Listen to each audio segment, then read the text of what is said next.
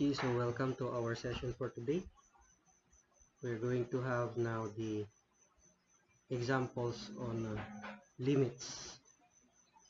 So let us start with 5 sets of problems here.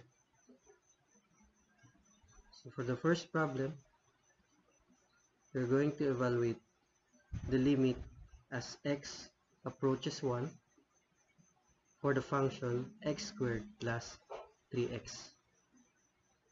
So based on the theorem, we'll just have to substitute the limit value on the function for as long as it will not create an undefined result.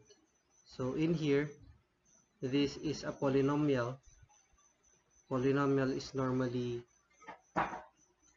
has continuity in it. Hence, if we're going to substitute 1 here, there will be no undefined value. So it's feasible to directly substitute the value of 1 here. So we do that. We have here 1 squared plus 3 times 1. So therefore, this is equal to 4. Okay. Next,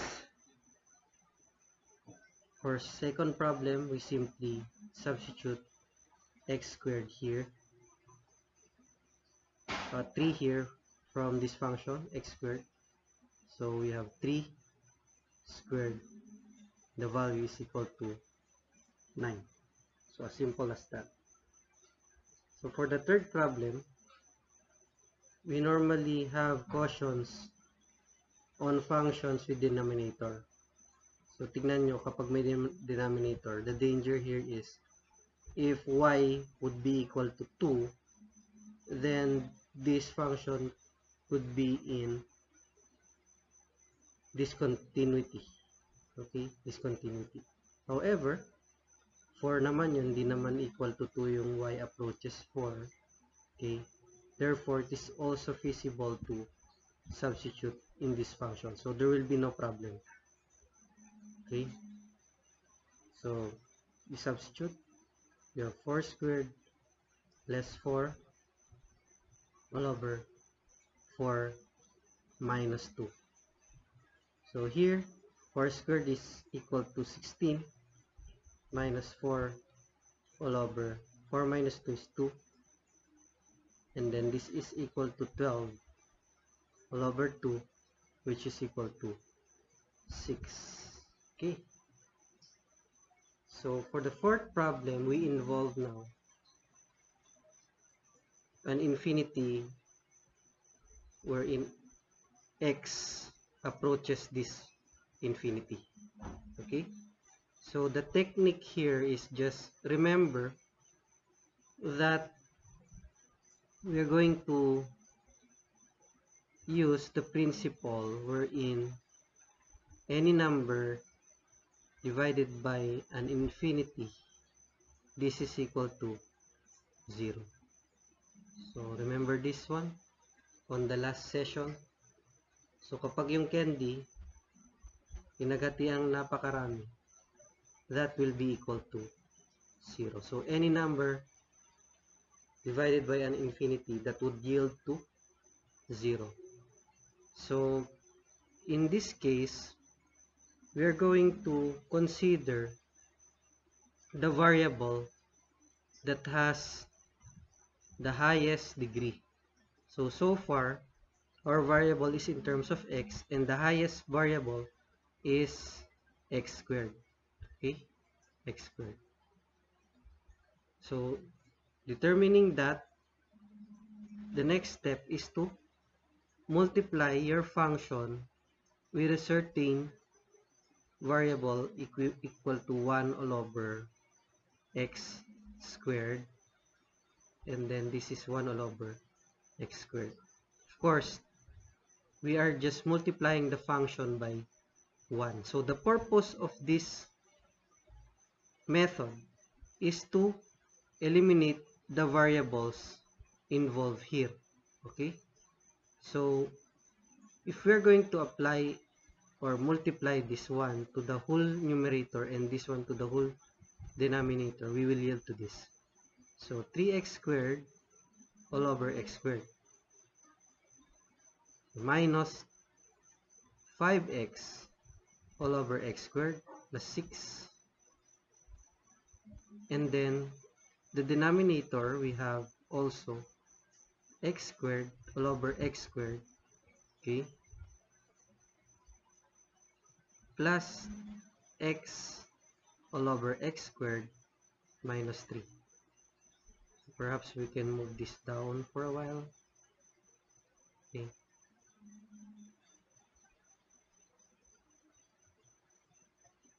And then from this, we can actually cancel this one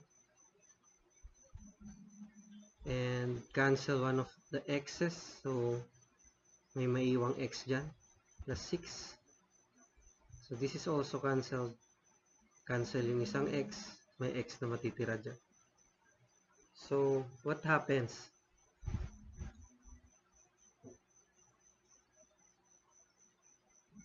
We have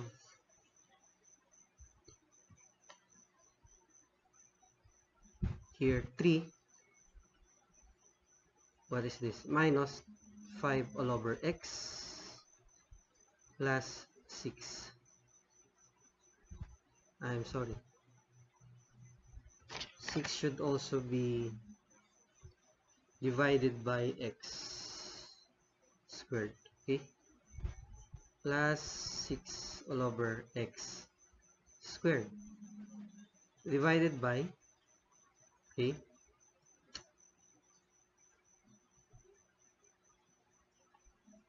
this is also divided by infinity, x squared. So what is left in the denominator is 1 plus 1 all over x minus 3 all over x squared. So notice that all of these terms will be cancelled. So lahat ng may over x, cancel na yon. Bakit? Why? Because if we're going to substitute the limit, which is infinity here, 3 minus 5 all over infinity. So what we have said is that any number divided by infinity, that is equal to 0. 6 all over infinity. In-square pa nga yung infinity.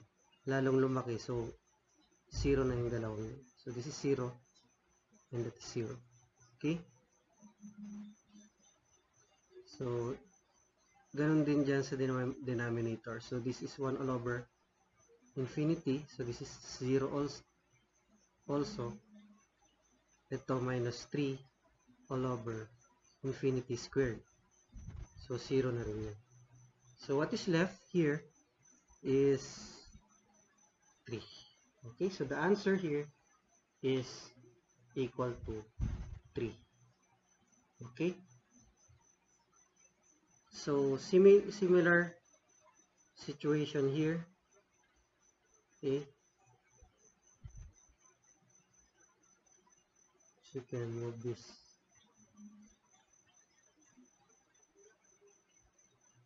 Okay, for the fifth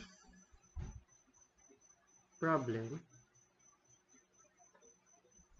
again, we're going to consider the highest or the variable with the highest exponent or highest degree, and that is equal to the third degree or x cubed. So we do multiply this by 1 all over x cubed all over 1 all over x cubed, so that your numerator becomes 2. Okay, tanggal na yan, tanggal yung x cubed mamaya, minus 4x all over x cubed plus 3 all over x cubed divided by x cubed all over x cubed plus 2x all over x cubed plus 5 all over x cubed.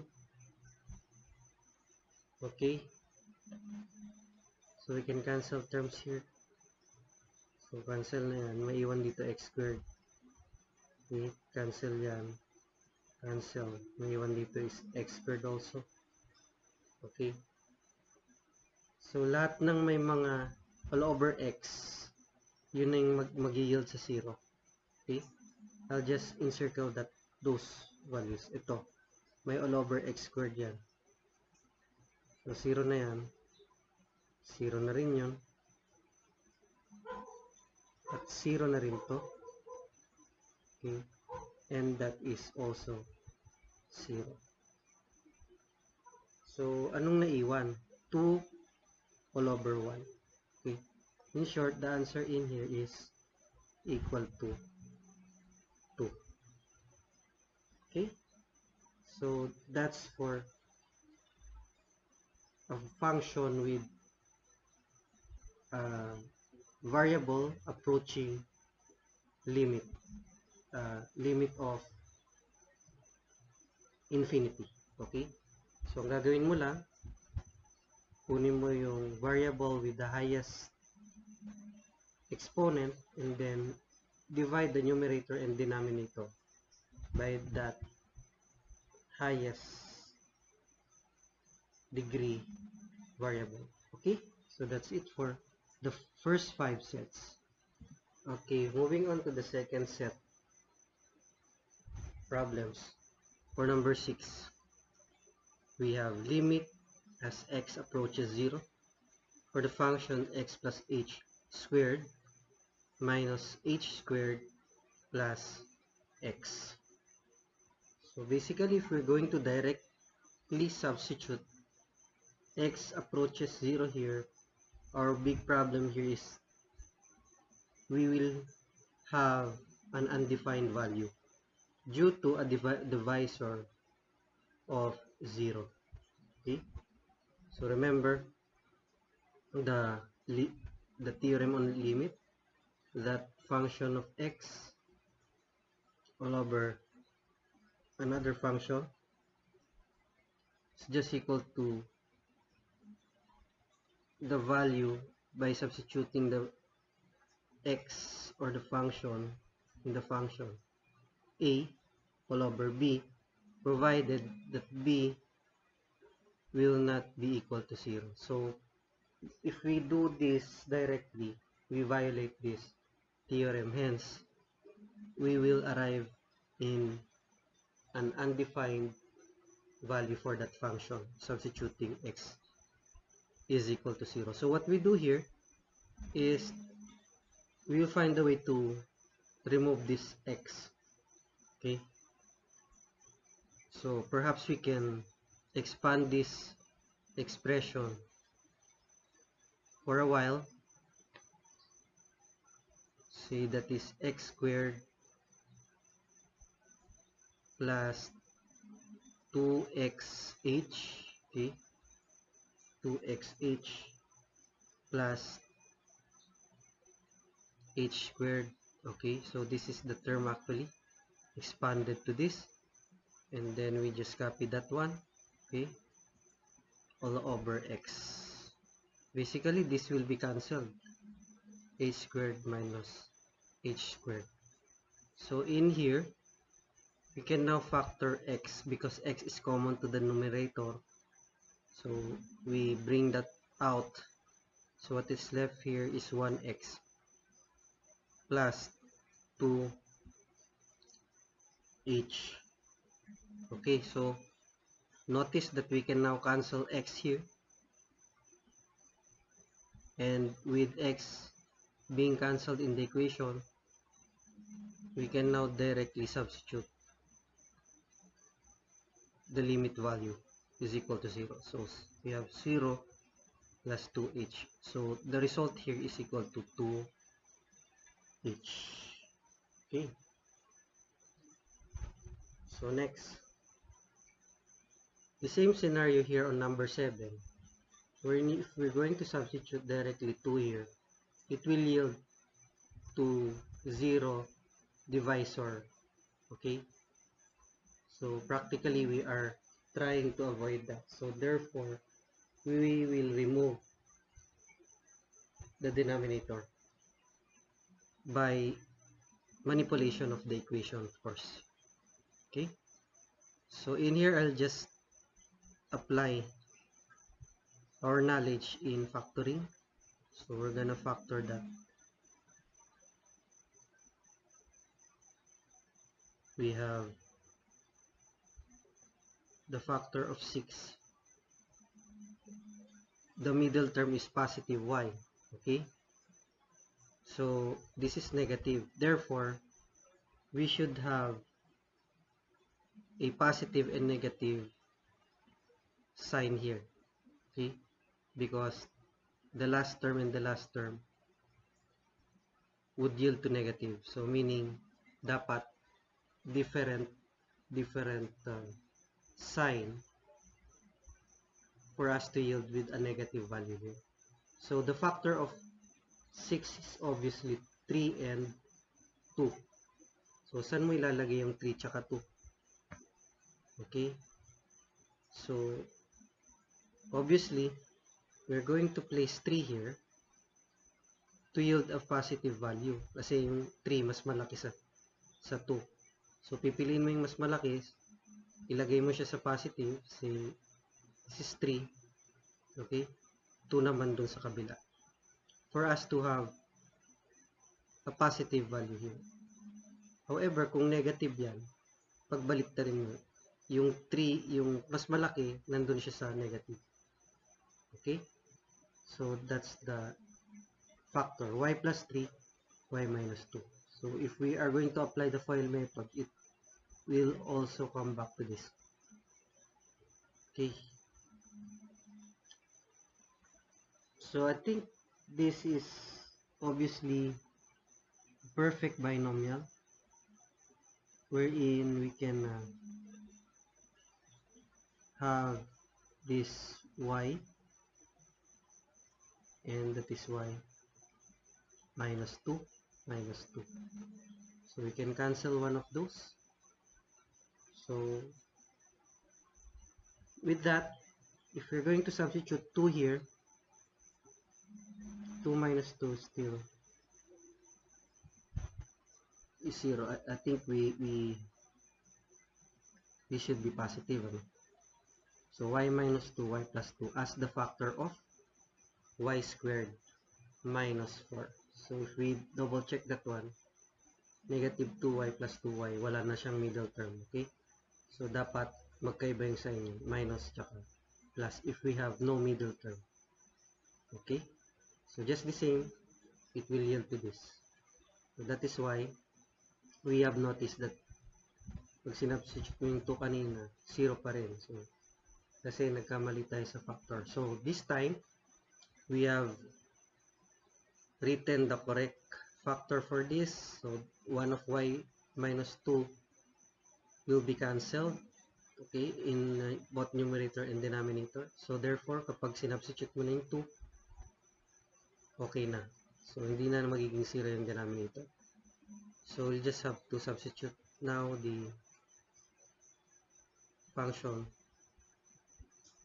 2 plus 2. So in short, this is 5 all over 4. So these are the answers for number 6 and number 7. Okay.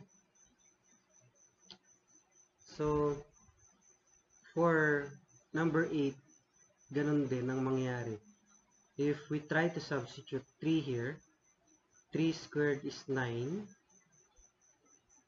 9 minus 3 is 6. Okay.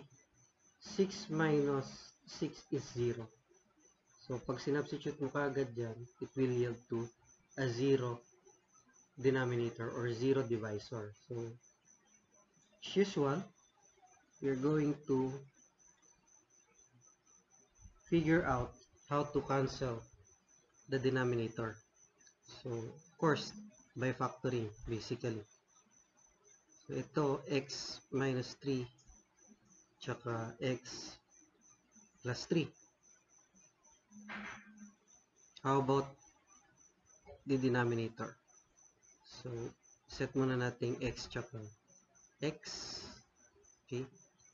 So, the factor of negative 6 is 3 and 2 na naman. Dapat magkalapit lang yan kasi yung middle term is negative x. So, again, dapat different signs to yield with negative 6 here. So, 3 and 2. Saan mo ilalagay yung negative dito? Dun sa mas malaki. Because negative is our middle term. So, yan. Okay? So, that's the factor. Can now cancel x minus 3 in both numerator and denominator. So, ngayon, substitute muna. We have 3 plus 3 all over 3 plus 2. So, we have here 6 all over 5. So, this must be the answer on number 8. Okay. Moving on to the next problem, number 9. In here, we have pi all over 4. We just have to convert that one into angle. Pi all over 4. The conversion factor is pi. In a pi, there is 180. So we can cancel pi radians here.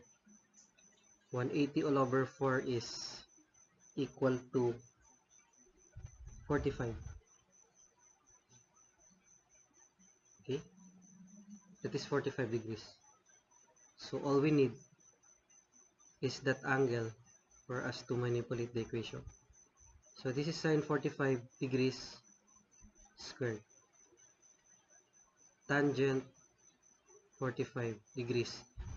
So here, sine of 45 squared is actually equal to 0.5.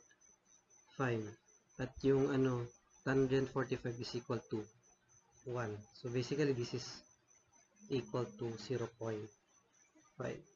Okay. So this is the answer for number 9. Okay. So moving on to number 10. So our limit is approaching the theta approaching pi all over 6. Again, we convert pi all over 6 into degrees.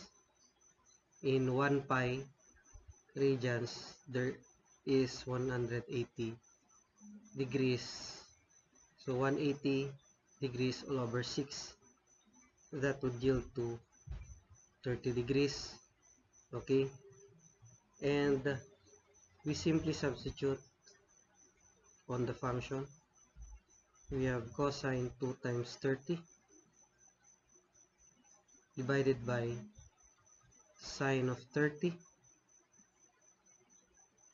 plus tangent of 30 degrees. That would equate to 1.73 or equivalent to square root of 3. So this must be the answer for the 10th problem. Okay. Okay, for the next set, we have 11 to 15. We are going to evaluate the limits of the following functions. For 11, we are going to evaluate the limit as x approaches 2 in the function x cubed minus 2x squared minus x plus 2. So again, on the denominator, we have x squared minus 4. If we substitute 2 here, we will have a 0 divisor. So therefore, we are going to eliminate that by factoring methods. So for the numerator, we can have the factors of x cubed, and that is one of the x should be squared, no? And then by that, 2 here could be 2 and 1. So, pero saan mo ilalagay yung 2 tsaka 1 dito? So, by applying the FOIL method, 2 must be placed here so that the first and the last term here, okay, would yield to 2x squared. So, dito naman yung 1, it will yield to x. So, both are negative. So, x squared minus 1, x minus 2. Okay, check natin. By FOIL method, this one is x cubed. This one is positive 2. And this one is negative x. And that one is negative 2x squared. So, this is really the factor. Okay. So, for the denominator, obviously this is x minus 2 and x plus 2. Okay, so obviously this now will be cancelled, so that kapag sinubstitute mo na yung 2 dito, there will be no zero value on your denominator. Okay, so substitute mo na yung value 2 squared minus 1, okay, divided by 2 plus 2. So there, this is 4 minus 1, and this is 4. Therefore, this is equal to 3/4. Okay, that is equal to 3/4.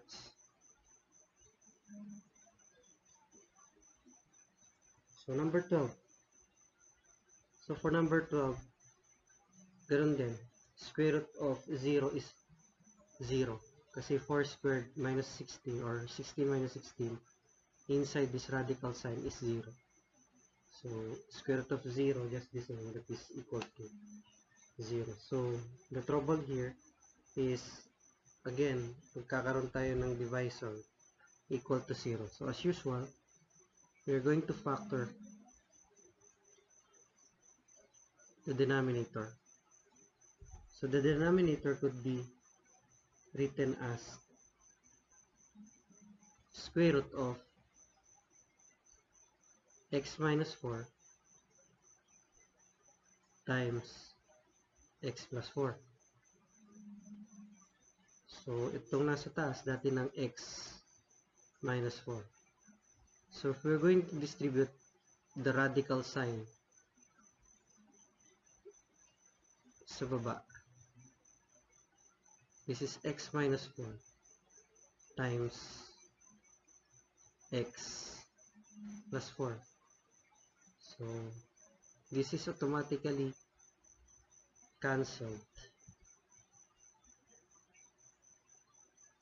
Now, it's already feasible to substitute 4 here inside the radical. Therefore, this is 1 all over square root of x plus 4 and 1 all over square root of 4 plus 4, and that is equal to 1 all over square root of 8, and that would equate to 0.354.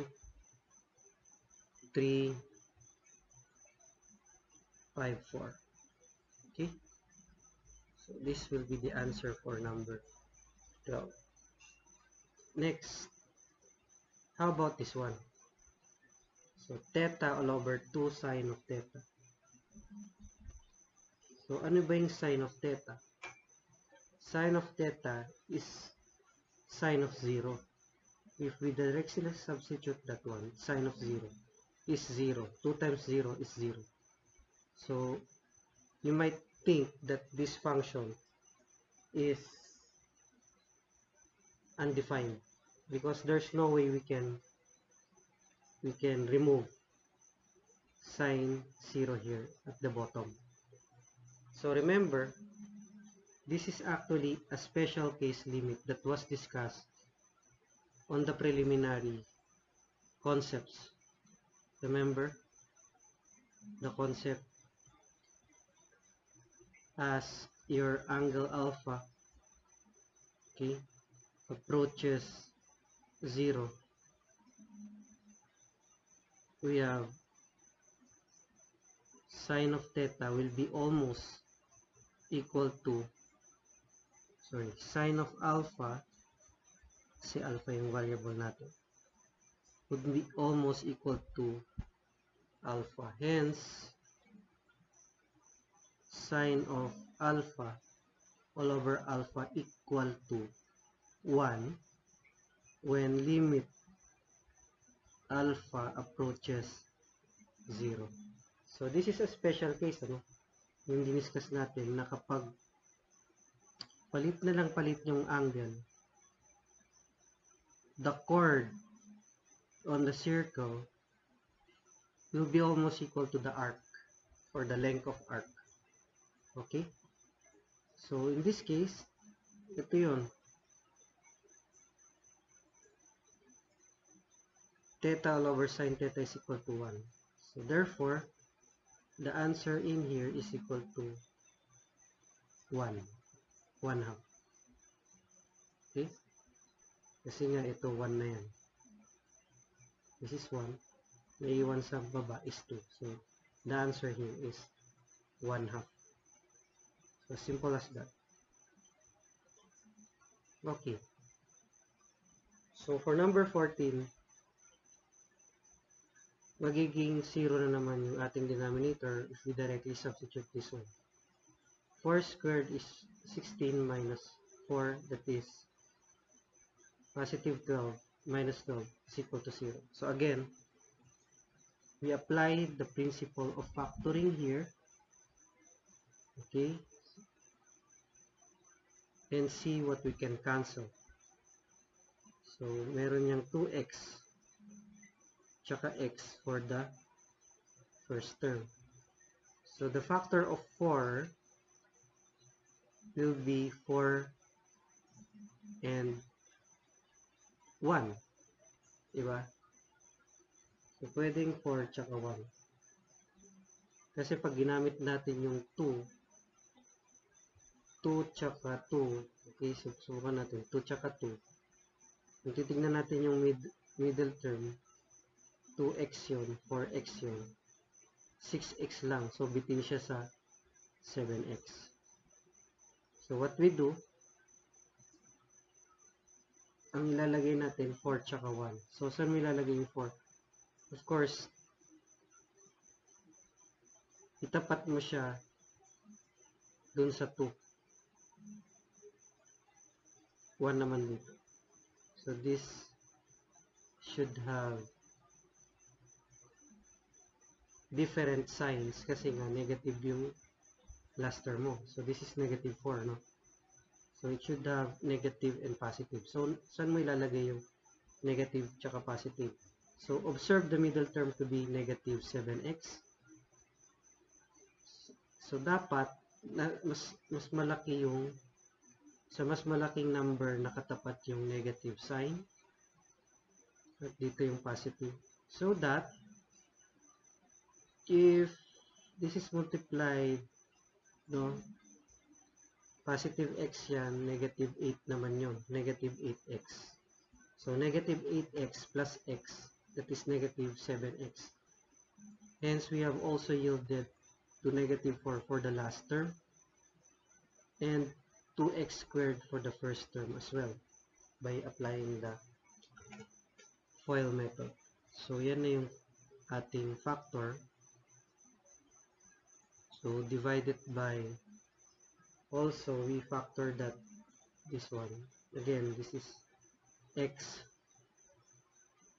tsaka x, to yield with x squared. So, yung gitna mo is negative x.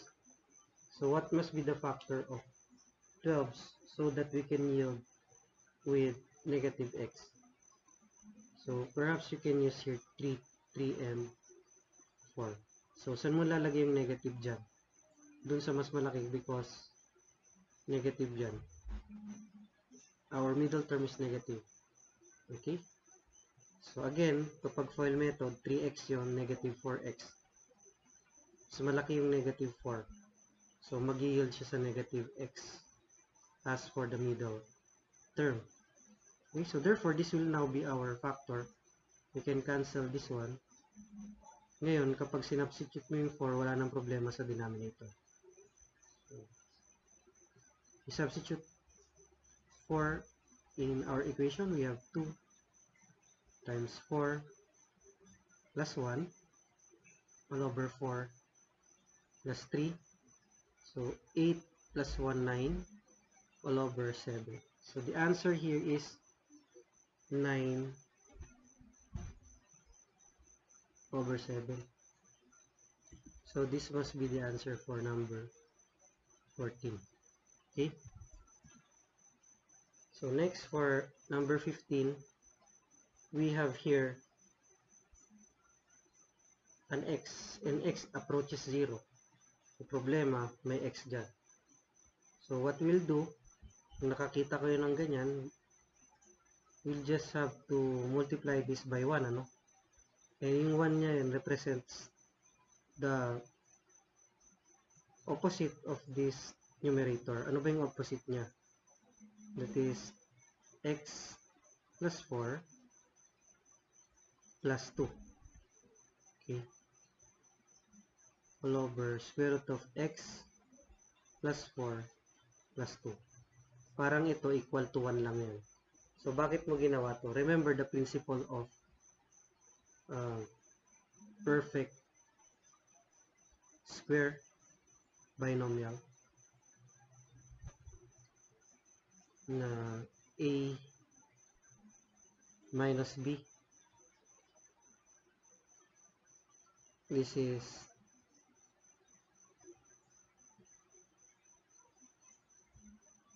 squared, which is equal to a plus b,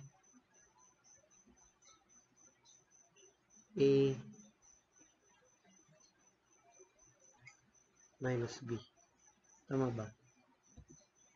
Or nasa loob pala yung squared lang. Wala dito siya sa labas. So a squared minus b squared is equal to a plus b times a minus b. So in this case, if we're going to multiply this one, okay, all you have to do, ayan no, a plus b, ito yun, a plus b. A minus b, ito yun. So all we have to do is to square the first term and also square the second term. So it will yield to, pag in-square mo yan, square root of x plus 4, in-square mo yan. So ang sign niya is minus, square mo rin yung isa, 2 squared. Okay. All over, ito pag multiplyin mo, x times square root of x plus 4 plus 2. So what happens next is that kapag in-square mo yung radical sign, of course, tanggal yung radical sign. Okay? So we have here x plus 4, tanggal yan. Ito minus 4 na. So notice, cancel yun. And then for the denominator, x times square root of x plus 4 plus 2. So ngayon, tanggal na rin yun. Okay? So ang naiwan sa taas, 1. Okay? So now if we are going to substitute 0 here, no problem. So mangyari lang, 1 all over square root of 0 plus 4 plus 2. So square root of 4 is actually 2 plus 2, that is equal to 1/4. So the answer for this problem is equal to 1/4. So pag nakakita kayong radical sign, just can utilize this principle: a squared minus b squared is equal to a plus b, a minus b. All you have to do is to multiply this by 1, wherein 1 will be the opposite of a minus b, which is a plus b. Okay, so that's it for the limits. So stand by for your exercises today, and thank you for listening.